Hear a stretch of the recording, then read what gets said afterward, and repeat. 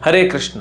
23 अगस्त जब चंद्रयान चंद्र पे उतरने वाला है। हमें कुछ दिनों पहले किसी भक्त ने ऑर्बिट दिखाए थे कि कैसे चंद्रयान पृथ्वी के चक्कर लगा लगा के और फिर चंद्र के जो ग्रेविटी में जाता है और वहां पे चक्कर लगा के और फाइनली 23 अगस्त को उतरने वाला है। हम क्या सीखते हैं इससे? मान लीजिए जो पृथ्वी है ये भौतिक संसार है, ये चंद्रयान जो है वो हम है और जो चंद्र है वो आध्यात्मिक जगत है।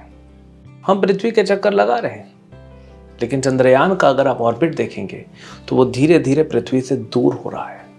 उसके ऑर्बिट जो है वो दूर होते जा रहे हैं, वहीं पे चक्कर नहीं लगा रहा है।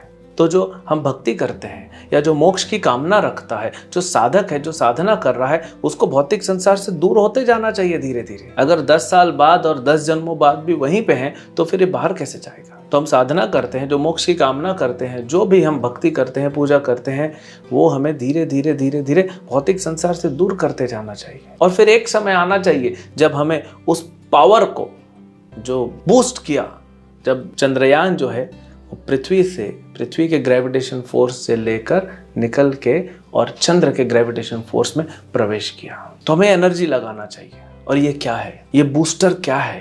ये शक्ति कहाँ से आएगी? ये क्या पेट्रोल से आएगी? नहीं, ये तो भौतिक चीज से आ नहीं सकती, ये आध्यात्मिक चीज से आएगी। तो ध्यान पूर्वक भगवान के नामों का जप करना, थोड़ा समय निकालना। हमेशा अगर हम अपने सिर्फ जॉब में, बिजनेस में ही लगे रहेंगे तो फिर कैसे हम मोक्ष की तरफ जाएंगे? क्या पूरा जीवन इसीलिए बना हुआ है? क्या हम मृत्यु तक यही करते रहेंगे और सडनली सोचेंगे कि मृत्यु के वक्त सब ठीक हो जाएगा? नहीं।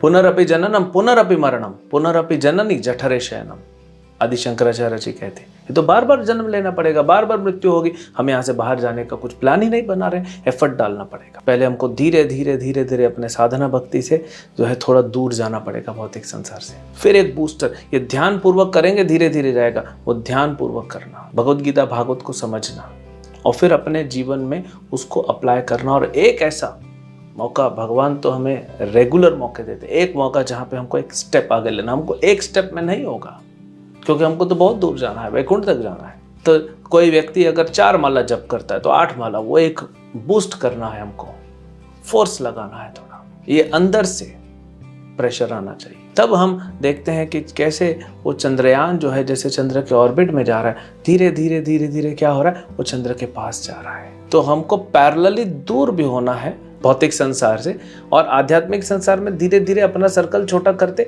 उसे पास भी जाना है। और फिर हम फाइनली जब भक्ति हमारी पूर्ण हो जाएगी तो भगवान के धाम में हम लैंड कर जाएंगे। लैंड करने के बाद हमको कुछ खोजने की जरूरत नहीं है। चंद्रयान तो खोजने क्या है, लेकिन वैकुंठ में तो भगवान हमारे जो है बाहें फैला के स्वागत करेंगे कि आओ, घर वापसी पे तुमको बधाई देंगे। हमारा घर वही है। और भगवान तो गीता में कहते हैं, अर्जुन ने प्रश्न पूछा था कि भगवान भौतिक संसार से छोड़ के कोई आध्यात्मिक संसार जा रहा है, रास्ते में खो गया तो?